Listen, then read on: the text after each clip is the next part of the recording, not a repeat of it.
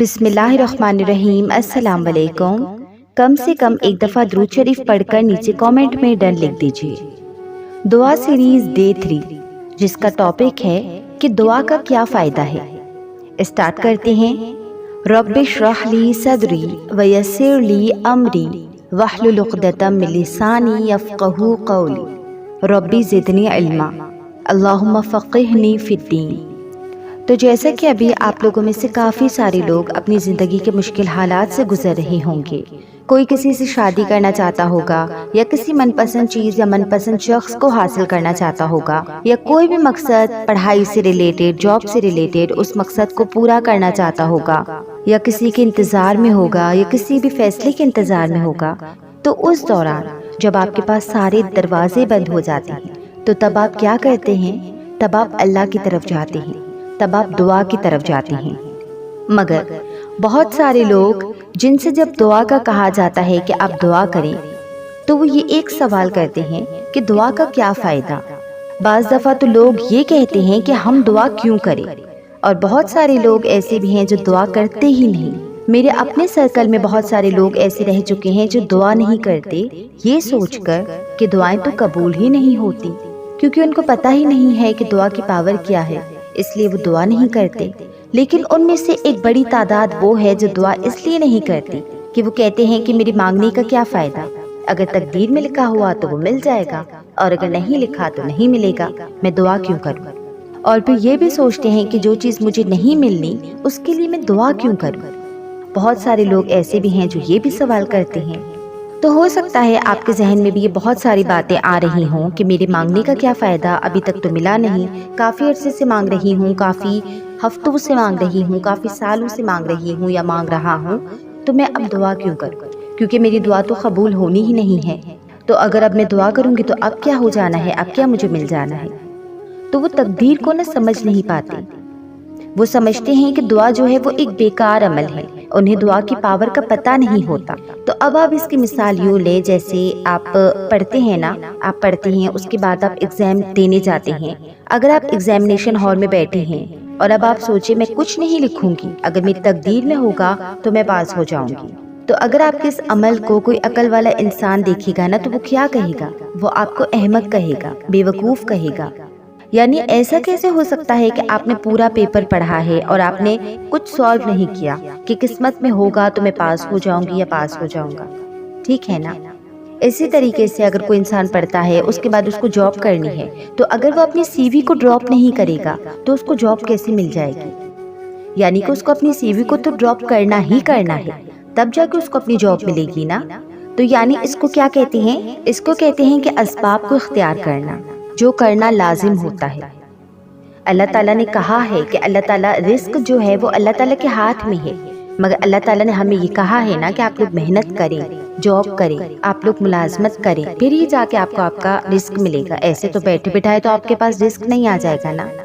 اب مثال کے طور پہ ایک بیج ہے، اب اس کی تقدیر میں ہے کہ یہ درخت بنے گا، ٹھیک ہے نا، کہ وہ درخت بنے گا، یعنی کہ پہلے بیج اگے گا، اس کے بعد وہ درخت بنے گا۔ لیکن اس کے لیے ہمیں کیا کرنا ہوگا؟ اس کے لیے ہمیں اسباب اختیار کرنے ہوں گے۔ مٹی، پانی، ہوا، موسم، دھوپ، یہ سب کچھ ہمیں اسے پرووائیڈ کرنا پڑے گا، تبھی جا کے وہ بیج سے درخت بنے گا۔ تو جو لوگ دعا نہیں کرتے اور وہ یہ کہتے ہیں کہ جو ملنا ہے وہ مل جائے گا، اور اگر نہیں ملنا ہوگا تو وہ نہیں ملے گا، تو کیسے ہو سکتا ہے کہ ان کی دعائیں قبول ہوں؟ یعنی کیسے ہو سکتا ہے کہ ان کے لیے کچھ خیر آئے؟ انہوں نے تو دعائیں مانگی ہی نہیں، تو وہ قبول کیسے ہوں گی؟ تو اب آپ خود سوچیں۔ جیسا کہ نبی کریم صلی اللہ علیہ وسلم کی ایک بہت ہی خوبصورت سی حدیث ہے کہ عمر کو کوئی چیز نہیں بڑھا سکتی سوائے نیکی کے، اور تقدیر کو کوئی چیز نہیں ڈال سکتی سوائے دعا کے۔ بے شک آدمی اپنے برے اعمال کی وجہ سے اپنے رزق سے محروم ہو جاتا ہے۔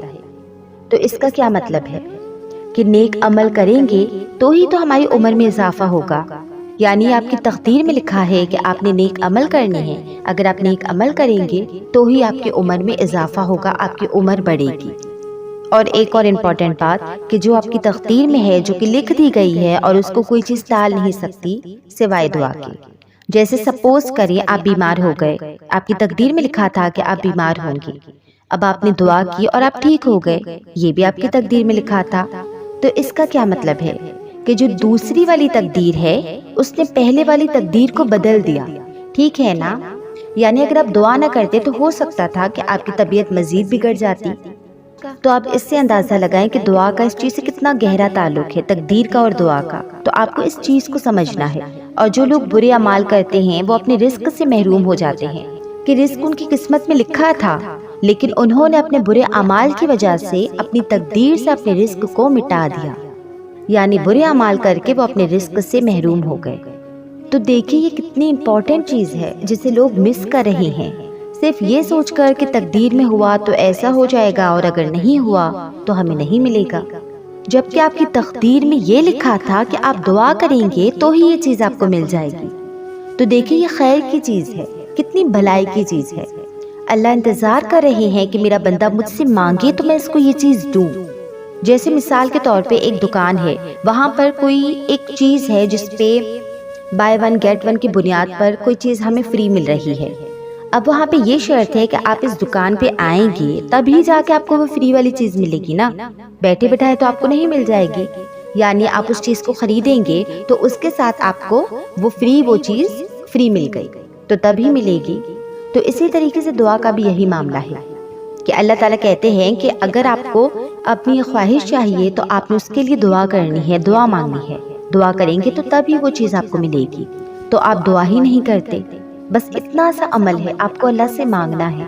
اور جو اللہ تعالیٰ کو کتنا پسند ہے کہ میرا بندہ مجھ سے مانگے، تو ایک تو مانگنے سے نا ہمارے اندر عاجزی آتی ہے، یعنی ہم اپنے آپ کو حقیر و ذلیل سمجھتے ہیں اور اللہ تعالیٰ کی قوتوں کو بڑا سمجھتے ہیں، اللہ تعالیٰ کی بڑائی بیان کرتے ہیں، تو آپ نے اپنے آپ کو چھوٹا سمجھتے ہیں۔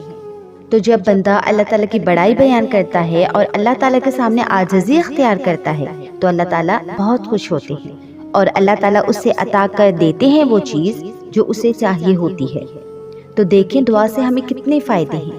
اب جیسا کہ ایک اور حدیث میں آتا ہے کہ تقدیر سے بچنے کی کوشش کرنا ہرگز فائدہ نہیں دے سکتا، البتہ اللہ سے دعا کرنا ہر اس مصیبت میں فائدہ دے سکتا ہے جو انسان پر نازل ہوئی ہے یا انسان پر نازل ہونے والی ہے۔ اے اللہ کے بندو، تمہارے لیے ضروری ہے کہ دعا کیا کرو۔ تو دیکھیں کتنی خوبصورت سی حدیث ہے، یعنی اگر آپ کی تقدیر میں کوئی شر لکھا ہے، کوئی آفت لکھی ہے، پورے دن میں آپ کے اوپر یہ آفت آنی ہے، لیکن آپ نے اللہ تعالیٰ سے دعائیں کر لی تو وہ جو مصیبت ہے نا وہ آپ کی ٹل جاتی ہے، لکھا تھا لیکن وہ آسان ہو جاتی ہے۔ بالکل اسی طریقے سے ہے کہ اِنَّ مَعَ الْعُسْرِ یُسْرًا، کہ ہر مشکل کے ساتھ آسانی ہے، کہ وہ مشکل تو تھی لیکن آپ پہ آسانی ہو گئی۔ تو یہ جو صبح و شام کے اذکار ہوتے ہیں، ذکر ہیں، یہ کیا ہے؟ یہ بھی تو دعائیں ہیں جو آپ اللہ تعالیٰ سے مانگتے ہیں۔ آپ کی تقدیر میں لکھا تھا کہ آپ کا ایکسیڈنٹ ہوگا، لیکن آپ نے دعا مانگی اور آپ کے لیے آسانی ہو گئی۔ یعنی مصیبت لکھی تھی لیکن اس دعا نے اللہ تعالیٰ سے آپ کے لیے جھگڑا کیا اور آپ کی دعائیں جیت گئی۔ اب یہاں پہ یہ بھی ڈیپینڈ کرتا ہے کہ آپ کی دعائیں کیسی ہوتی ہیں، یعنی آپ کی دعا میں وہ پاور ہے جس کے لیے آپ دعا کر رہے ہیں اور آپ کی دعا قبول ہو جائے۔ جیسا کہ میں نے آپ کو پارٹ 1 میں بتایا تھا کہ دعا کے لیے ہمارے اندر نا توکل ہونا چاہیے، اللہ تعالیٰ پہ نا 100% یقین ہونا چاہیے۔ یعنی جو ہم دعا کرتے ہیں، جو ہم ذکر کرتے ہیں، اس طریقے سے کریں کہ وہ جو بلا ہے جو آپ کے پاس آنے والی ہوتی ہے وہ اس دعا سے آپ کے لیے لڑائی کرے اور آپ کی دعا جیت جائے۔ تو کیسا توکل کرنا ہے آپ نے؟ حضرت موسیٰ علیہ السلام جیسا کہ سامنے سمندر بھی ہونا اور آپ کے پیچھے دشمنوں کا لشکر ہو اور آپ آنکھیں بند کر کے کہیں کہ میرے ساتھ میرا اللہ ہے اور وہ ضرور اس سمندر سے راستہ نکالے گا۔ یا حضرت ابراہیم علیہ السلام کی مثال لے لیں کہ ان کو آگ میں ڈالا گیا، وہ آگ میں خوشی خوشی چلے گئے کیونکہ انہیں پتا تھا کہ میرے ساتھ میرا رب ہے، اور اللہ تعالیٰ نے اس آگ کو ان کے لیے گلزار بنا دیا، یعنی اس آگ کو ان کے لیے سکون والا بنا دیا، ٹھنڈا بھی نہیں بلکہ سکون والا بنا دیا جو ان کے لیے گلزار بن گئی۔ تو یہ جو صبح و شام کے اذکار ہوتے ہیں نا، یہ جو دعائیں ہوتی ہیں نا، یہ ہمارے سیفٹی بیلٹس ہیں۔ میں تو انہیں سیفٹی بیلٹس کہوں گی کہ اگر آپ کا دعا کرنے کا دل نہیں کر رہا تو آپ پھر بھی دعا کریں۔ جیسا کہ ہم کار میں بیٹھتے ہیں، اگر ہماری قسمت میں ایکسیڈنٹ نہیں بھی ہے تو بھی ہم اس سیفٹی بیلٹ کو باندھتے ہیں کہ اللہ نہ کرے کہ ہمارا بچاؤ ہو جائے، جتنی حد تک ہو سکتا ہے ہو جائے۔ تو اسی طریقے سے جب ہم دعا کرتے ہیں نا، تو اگر ہماری قسمت میں کوئی شر لکھا ہوتا ہے نا تو وہ دور ہو جاتا ہے۔ تو دعا کا آپ دیکھیں کتنی بڑی طاقت ہے۔ تو ٹھیک ہے، تو ذکر و اذکار یہ کام کرتے ہیں۔ اور ایک اور بات کہ اگر کوئی بلائی اللہ تعالیٰ نے آپ کے لیے لکھی ہے، یا آپ بہت عرصے سے یا بہت مہینوں سے کسی چیز کو بہت شدت سے مانگ رہے ہیں، یعنی کوئی پسندیدہ شخص ہے یا کوئی پسندیدہ چیز ہے، بہت سارے فیصلوں کے اگر آپ انتظار میں ہوں گے، تو اس دعا کی وجہ سے نا وہ آپ کو جلد مل جائے گی۔ یعنی جن بلائیوں کے آپ اللہ تعالیٰ سے منتظر ہیں، اللہ تعالیٰ سے رو کر گڑ گڑا کر دعائیں کرتے ہیں، تو اللہ تعالیٰ ان بلائی کو جلدی لے آئے گا آپ کے پاس، الحمدللہ۔ ایک اور بہت خوبصورت سی حدیث میں آپ لوگوں کے ساتھ شیئر کر رہی ہوں، بہت خوبصورت حدیث ہے۔ اگر آپ اس کو دل کے اندر تک محسوس کریں تو آپ ضرور دعا مانگیں گے۔ تو اس حدیث کو سننے کے بعد نا انشاءاللہ آپ ضرور دعا مانگیں گے، کیونکہ آپ کا جو دل ہے نا وہ اللہ تعالیٰ کی محبت سے بڑھ جائے گا۔ اتنی خوبصورت حدیث ہے کہ بے شک تمہارا پروردگار بہت زیادہ شرم رکھنے والا، با حیا سخی ہے۔ اللہ کے بارے میں ہے کہ بے شک تمہارا پروردگار بہت زیادہ شرم رکھنے والا، با حیا سخی ہے۔ جب کوئی آدمی اس کی طرف ہاتھ اٹھا کے التجا کرتا ہے تو اس سے حیا آتی ہے کہ وہ اس کے دونوں ہاتھوں کو خالی ہاتھ لوٹا دے۔ اللہ اکبر، کتنی خوبصورت بات ہے کہ جب بندہ ہاتھ اٹھاتا ہے اللہ کے آگے تو اللہ حیا کھاتا ہے، اللہ کو حیا آتی ہے کہ میرا بندہ مجھ سے مانگ رہا ہے اور میں اس کو خالی ہاتھ کیسے بھیجوں۔ اللہ اکبر، کتنی بڑی بات ہے، کتنی خوبصورت بات ہے۔ تو اب آپ اس فیلنگز کے ساتھ اللہ تعالیٰ سے مانگیں کہ اللہ تعالیٰ آپ میرے ہاتھوں کو خالی ہاتھ نہیں لوٹائیے گا۔ تو اللہ تعالیٰ کو نا شرم آتی ہے، کیونکہ اللہ تعالیٰ بہت حیا والے ہیں، بہت حیا والے ہیں، کہ جب آپ اتنے آنسو بہا کر، اتنا گڑ گڑا کر، اتنا اسے منا کر دعا مانگیں گے تو وہ آپ کو کیسے خالی ہاتھ لوٹا دے گا۔ اللہ تعالیٰ ضرور ضرور آپ کے ہاتھوں کو بھر بھر کے بھیجے گا، اپنی رحمتوں سے بھرے گا۔ تو اب آپ نے سوچنا ہے کہ جو چیز آپ کی تقدیر میں نہیں لکھی، لیکن اس کے لیے مجھے اللہ تعالیٰ کے آگے گر گرانا ہے، اللہ تعالیٰ کے آگے ہاتھ پھیلانا ہے کہ اللہ تعالیٰ وہ شخص یا وہ چیز یا وہ مقصد میرا پورا ہو جائے، کیونکہ دعاؤں سے نا تقدیر بدل جاتی ہے۔ اور اگر آپ کی تقدیر میں نا بہت بری چیز بھی لکھی ہوتی ہے، اکثر لوگ یوں میسج کرتے ہیں کہ میرے ساتھ یہ ہونے والا ہے، ہمارے ساتھ یہ معاملہ ہونے والا ہے، کیونکہ انہیں پتہ ہوتا ہے، تو وہ کہتے ہیں کہ ہم کیا کریں۔ تو میں ان سے کہتی ہوں کہ آپ دعائیں کریں، کیونکہ دعائیں آپ کو بڑے سے بڑے طوفان سے باہر نکال دیں گی، بڑے سے بڑے طوفان سے باہر نکال دیں گی۔ تو کیا کرنا ہے، دعائیں ہمیں لازمی کرنی ہیں، کبھی بھی رکنا نہیں ہے، اپنی ساری مشقتیں اس میں لگا دینی ہیں، ٹھیک ہے۔ اب دیکھیں، جب کبھی آپ بل جمع کرانے جاتے ہیں یا کسی بھی اپنے جاب سے ریلیٹڈ انٹرویو میں جاتے ہیں یا کہیں بھی کوئی آپ کہیں جاتے ہیں، تو وہاں پہ آپ کو نا لائن پہ کھڑا ہونا پڑتا ہے۔ اب آپ دیکھیں، آپ انتظار کرتے ہیں نا کہ جب میں یہاں پہ لائن کو پورا کروں گا تبھی میرا یہ مقصد پورا ہوگا۔ تو اسی طریقے سے دعاؤں کا بھی یہ معاملہ ہے کہ اس کے لیے بھی نا ہمیں انتظار کرنا ہوتا ہے۔ اگر انتظار کریں گے تبھی یہ چیز ہمیں ملے گی، اور اگر نہیں کریں گے تو پھر یہ چیز تو ہمیں ملے گی ہی نہیں۔ تو ہمیں بھی نا اپنی دعاؤں کی کتار لگا دینی ہے، پھر آپ دیکھنا انشاءاللہ اللہ تعالیٰ آپ کو بغیر کسی انتظار کے وہ چیز دے دیں گے، لیکن ڈیپینڈ کرتا ہے کہ آپ کتنی تڑپ سے مانگتے ہیں۔ تو آئندہ کے بعد آپ نے یہ کبھی نہیں سوچنا کہ میری دعا قبول نہیں ہوتی، یا میری دعا کب قبول ہوگی، یا میری دعا کرنے کا کیا فائدہ ہے، یا میری تقدیر میں لکھا ہوگا تو خود مل جائے گا اور اگر نہیں لکھا ہوگا تو نہ ملے گا۔ آپ نے ایسے وسوسے اپنے ذہن میں نہیں لانا، کیونکہ جو اللہ تعالیٰ سے دعا نہیں کرتا اللہ تعالیٰ اس سے ناراض ہوتا ہے، اور آپ چاہتے ہیں کہ اللہ تعالیٰ آپ سے ناراض ہو، کیونکہ یہ تکبر میں آتا ہے، یہ تکبر کی علامت ہے، اور یہ مایوسی بھی ہے۔ یعنی اتنی مایوسی کہ آپ نے یہ سوچ لیا کہ اگر تقدیر میں ہوگا تو مل جائے گا۔ ہم دنیا کے معاملوں میں تو ایسے نہیں سوچتے۔ تو جیسے اگر آپ کے سامنے، جیسے مثال کے طور پہ آپ کے سامنے کھانا پڑا ہے اور آپ کو بہت بھوک لگی ہے، اب آپ سوچیے کہ بس میری تقدیر میں ہوگا تو یہ کھانا میرے پیٹ میں چلا جائے گا۔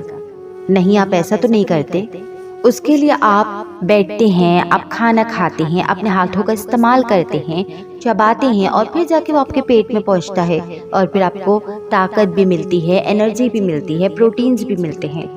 تو اسی طریقے سے دعا کے لیے بھی آپ نے بس ہاتھ اٹھانے ہیں اور تڑپ سے اللہ تعالیٰ سے مانگنا ہے اور انتظار کرنا ہے۔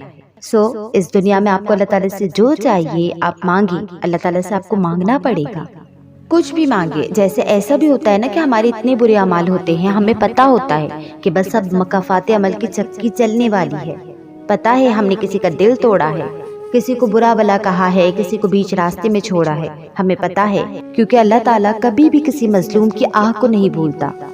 تو بعض اوقات ایسا ہوتا ہے نا کہ ہمیں پتہ ہوتا ہے کہ ہم نے اس کے ساتھ ایسا کیا، اور ہمیں یہ بھی پتہ ہوتا ہے کہ اب یقیناً ہمارے ساتھ بھی برا ہی ہوگا۔ تو آپ نے کیا کرنا ہے کہ آپ نے نیکیاں کرنی ہیں، آپ نے معافیاں مانگنی ہیں، آپ نے دعائیں کرنی ہیں، تو اس سے کیا ہوگا، آپ کے گناہ دھل جائیں گے۔ کیونکہ یہ ذہن میں رکھنا ہے کہ اللہ تعالیٰ کی ذات جو ہے نا وہ بڑی رحم والی ہے۔ ابھی تو ہم نے اللہ تعالیٰ کو پہچانا ہی کب ہے؟ ارے اللہ تعالیٰ تو بہت رحم والا ہے، ہمیں اسے پہچاننا ہے۔ وہ تو فوراً ہمارے ہر گناہ پر ہماری ہر استغفار کو معاف کرتا ہے، یعنی کہ ہمارے ہر گناہ کو معاف کرتا ہے، ہماری ہر استغفار کو قبول کرتا ہے۔ تو آپ کو اپنے اندر عاجزی اختیار کرنی ہے، استغفار کرنا ہے۔ اللہ تعالیٰ تو معاف کرنے کو تیار ہے، جب تک آپ کی جان ہے، جب تک ہماری جان ہے۔ تو اب یہ مایوسی اور نا امیدی والی باتیں آپ نے سوچنی بھی نہیں ہے۔ ارے یہ شیطانی عمل ہے، شیطان آپ کے ذہن میں ڈالتا ہے کہ ہماری دعائیں قبول نہیں ہو رہی، یا اتنا عرصہ ہو گیا میں دعا کر رہی ہوں، بار بار مانگ رہی ہوں، ایک ہی دعا مانگ رہی ہوں اور ابھی تک قبولیت نہیں ملی۔ تو یہ سب کون کر رہا ہے؟ یہ سب شیطان کر رہا ہے۔ تو ایک بات ہمیشہ یاد رکھنی ہے کہ جو دعائیں ہیں نا وہ تقدیر بدل دیتی ہیں۔ اور دعا سے کیا فائدہ ہوتا ہے؟ ایک تو یہ فائدہ ہوتا ہے کہ دعا عبادت ہے، آپ اللہ تعالیٰ کی عبادت کر رہی ہیں، اللہ تعالیٰ سے مانگ رہی ہیں، اور اس عبادت پر آپ کو اجر و ثواب ملے گا۔ بے شک وہ چیز آپ کو ملے یا نہ ملے، مگر آپ کے نامہ اعمال میں نیکی لکھی جائے گی، آپ کے درجات بلند ہوں گے۔ اور دوسرا فائدہ کیا ہے کہ آپ کی تقدیر میں جو بلائیاں لکھی ہیں وہ جلد آپ تک پہنچائی جائیں گی، اور اگر آپ کی تقدیر میں کچھ شر لکھا ہے تو اس کو مٹا دیا جائے گا، اور جو چیز آپ کی تقدیر میں نہیں لکھی وہ بھی چیز دعا آپ کی تقدیر میں لکھ دے گی۔ تو انشاءاللہ آپ نے آج سے ہی پوری کوشش کرنی ہے۔ تو پہلے آپ نے کیا کرنا ہے، اپنے صبح و شام کے جو اذکار ہیں ان کی پابندی کرنی ہے۔